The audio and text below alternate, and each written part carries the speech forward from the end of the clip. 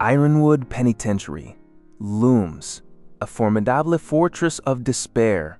Its towering gray walls and cold steel bars signify a world stripped of light and hope, a place where freedom is a distant memory. This high-security prison stands as a monument to human confinement. Within its bleak confines lies the concrete exercise yard, a desolate expanse echoing with footsteps but devoid of life. Inmates shuffle under a watchful sky, yet one solitary figure.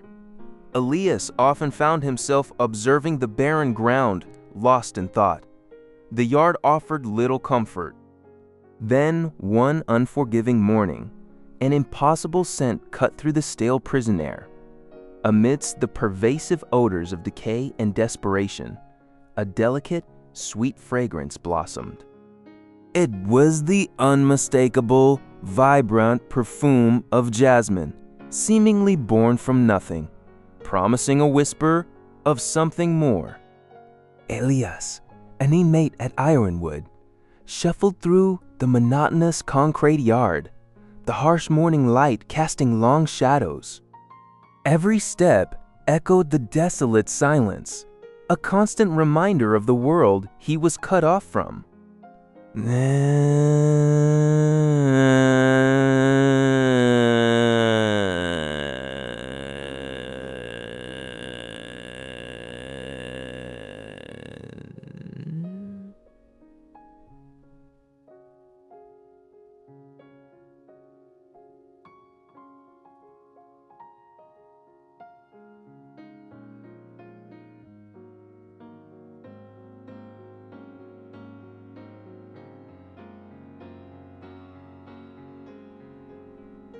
None.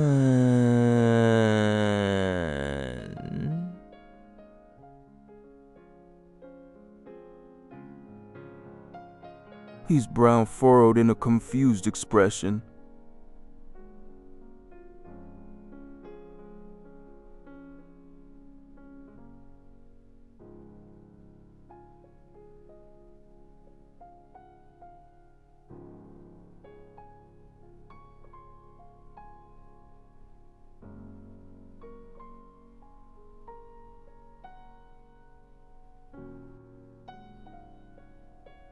Elias paused mid-stride, his gaze sweeping across the barren walls.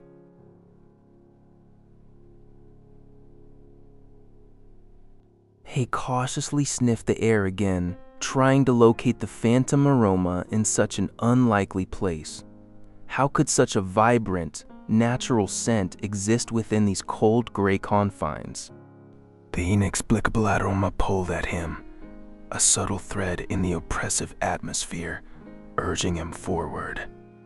Elias slowly began to trace its elusive path across the desolate yard, his eyes scanning every crack and corner.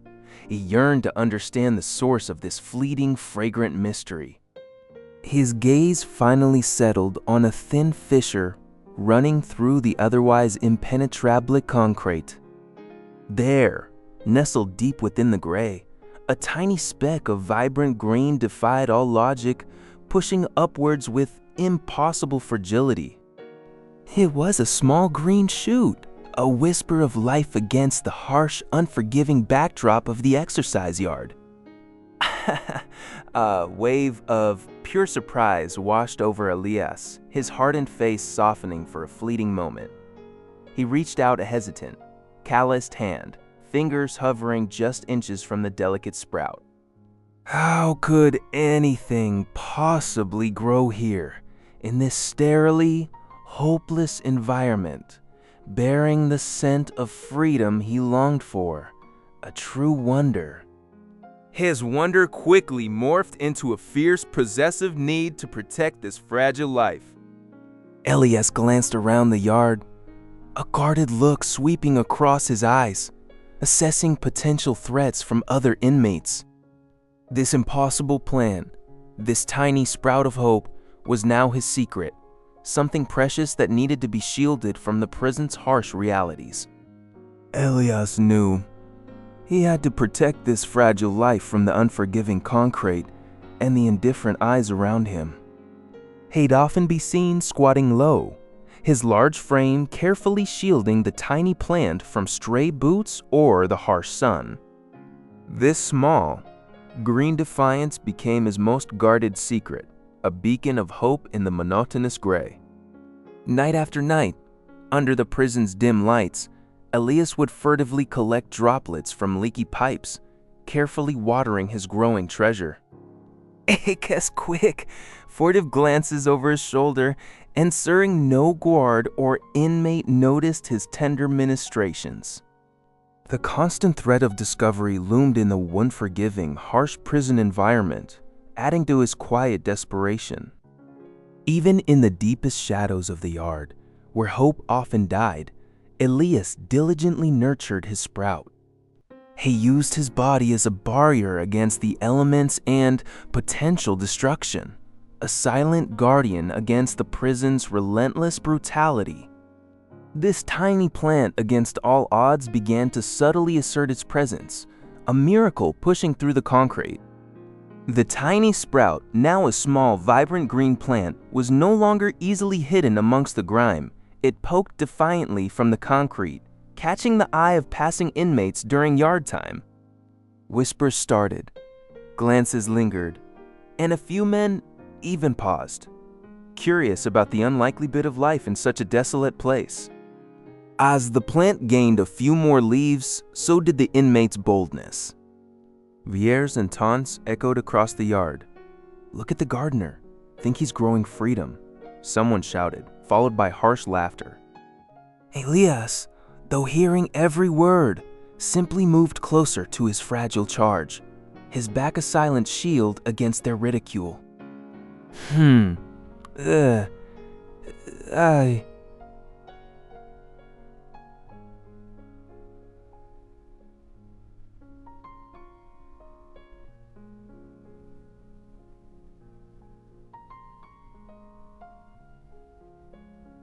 For withered by years of confinement,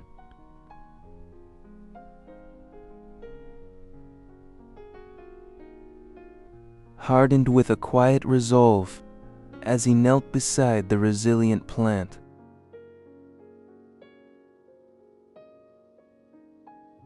A close-up reveals a flicker of defiance in his eyes, a stark contrast to the barren concrete surrounding them. He knew this tiny green life was more than just a sprout. It was a symbol, and he would not abandon it. The morning sun brought a revelation. A single bud, nestled amidst Elias's carefully nurtured green, slowly unfurled its petals, revealing a brilliant, vibrant splash of scarlet. It was a defiant burst of life against the uniform gray of the concrete yard, a stark and impossible beauty emerging from the desolate prison ground. Elias knelt, his weathered face softened by an almost childlike awe. A gentle smile touched his lips as he gazed at the tiny blossom, a profound sense of wonder illuminating his eyes. This wasn't just a flower, it was a miracle, a testament to resilience blooming in the most unlikely of places, solely because of his steadfast care. No longer just a persistent sprout, this audacious bloom became an undeniable presence. Its delicate beauty began to subtly shift the yard's harsh atmosphere, drawing glances, some curious, some still mocking, but all undeniably aware. The mockery hadn't ceased entirely, yet a new, quiet acknowledgement was beginning to take root. As weeks turned into months, Elias's solitary efforts transformed the drab concreted. New green shoots poked through once barren cracks, a defiant spread of life against the prison's sterile gray. The garden was expanding, a vibrant tapestry of unexpected growth in the heart of Ironwood Penitentiary, nurtured by determination. More plants began to flourish. Delicate blossoms unfurling their petals under the harsh prison sun. Sunlight on plants now created shimmering patterns where only shadow had been, drawing more than just a glance. Inmates, once indifferent, would sometimes pause, their curious looks betraying a subtle shift in the yard's cold rhythm. The garden was no longer just a small patch, but an ever-widening oasis. Vivid flowers splashed color across the monotonous concrete, an impossible array of blossoms thriving. Hardened men, who had scoffed, were now seen taking a moment to simply observe, their gazes softening under the surprising beauty of Elias's growing sanctuary. The impossible happened. Hardened men, once solely focused on survival, now paused by a vibrant blossom. A large inmate, known for his cold demeanor, was seen carefully touching a petal, a gentle gesture surprising even himself. This quiet moment signaled a shift, a softening in the harsh environment. The garden became a neutral ground, a shared space where old rivalries seemed to momentarily fade. Instead of terse commands, quiet conversations began to emerge, often centered around the plants. Men who once only exchanged gladys now discussed the needs of a struggling sunflower, finding common ground. Expressions previously etched with anger or despair softened into peaceful moments of contemplation. Faces that rarely showed emotion now held a flicker of wonder, a subtle change witnessed by all. The air itself felt different, infused with an unexpected calm, a testament to the garden's growing power. The Warden Thorn, initially watched the growing green space with a suspicious glare, accustomed to finding only trouble within his walls. His initial skepticism slowly gave way to a visible surprise as he witnessed the unexpected calm and cooperation among the inmates.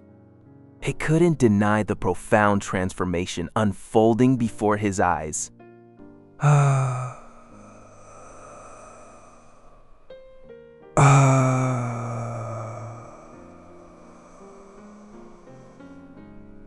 Thoughtful expression soon settled on his face,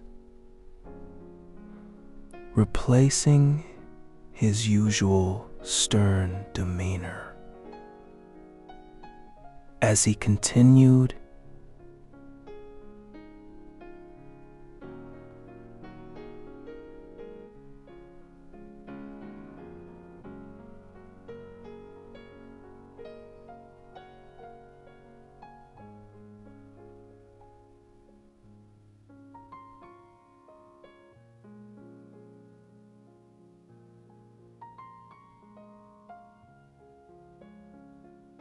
one afternoon, Warden Thorn approached Elias directly, his voice surprisingly calm as he quietly acknowledged the garden's profound impact. It was a brief but significant exchange, a tacit admission of the project's unexpected success. Soon after, a delivery arrived in the yard, not of new barbed wire or restraints, but of shovels, trowels, and sturdy gardening gloves. These essential tools, explicitly approved by the warden's office, marked a pivotal turning point for the garden. This tangible support signaled that the administration, once aloof, now actively endorsed Elias's remarkable green initiative. With official backing and the right equipment, the garden truly began to flourish, transforming the once drab yard into a vibrant tapestry of green and color. Inmates, now equipped with proper tools, eagerly spent their hours tending plants, meticulously weeding, watering, and pruning. This shared responsibility deepened their connection to the earth and to each other. The once silent yard now echoed with the low hum of conversation and even shared laughter, a sound rarely heard within these grim walls.